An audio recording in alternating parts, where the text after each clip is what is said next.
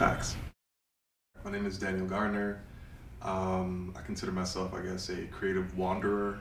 Like I've been wandering creatively, but I think at this point I've landed at photography, and I've kind of been using different mediums to storytell.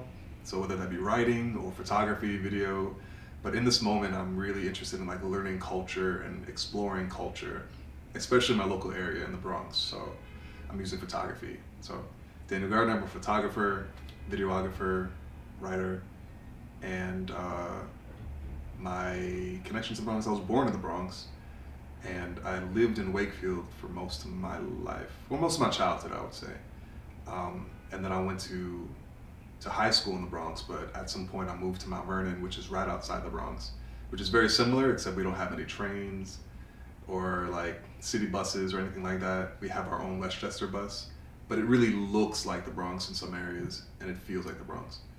But I technically live in Westchester.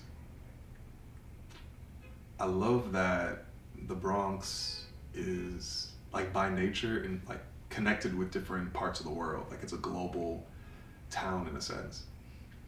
Like you have the Irish here who are connected to what happened in like Ireland due to like the potato famine. You have Jamaicans who are here because of what happened to Jamaica. Like you have many different stories coalescing into like the Bronx, which I think is really cool. So there's like a global connectedness that draws me to the Bronx constantly. So as a photographer, I've picked up different, I guess, creative ideas that for me are vehicles to explore culture or a facet of life or whatever.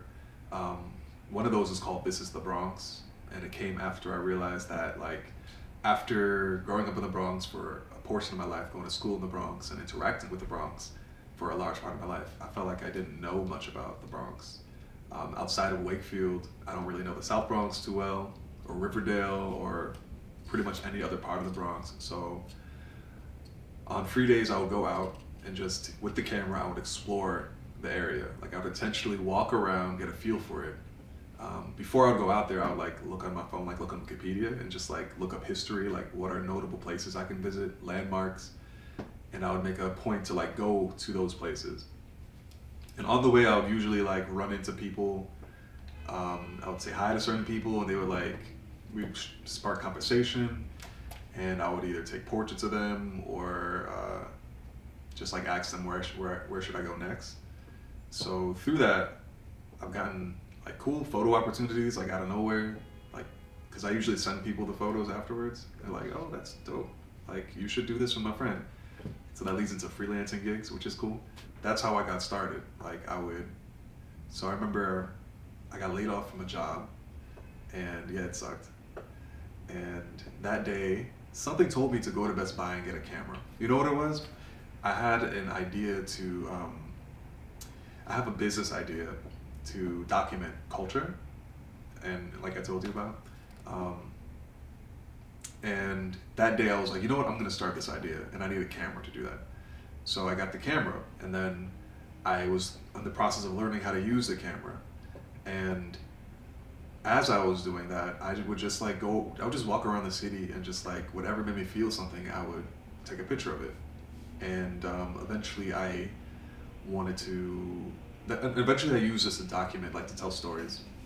So I remember my first photo project was just documenting 125th Harlem and just kind of like explaining how I feel about this place and the history of this place and what's happening to this place. And I wasn't like totally great at like taking these photos. They were just like from the hip, you know, and some of them would be kind of slanted, some of them would not look too great. But through this process, I noticed that like when we capture a moment that makes us feel a certain way, that feeling within ourselves allows us to translate how that feels for us to other people through the photo. So a photo doesn't have to be amazing for it to be like a quality photo. It could just be a real moment, a moment that makes you feel something. And I think that that's kind of the nature of street photography. It's like making you feel a certain way.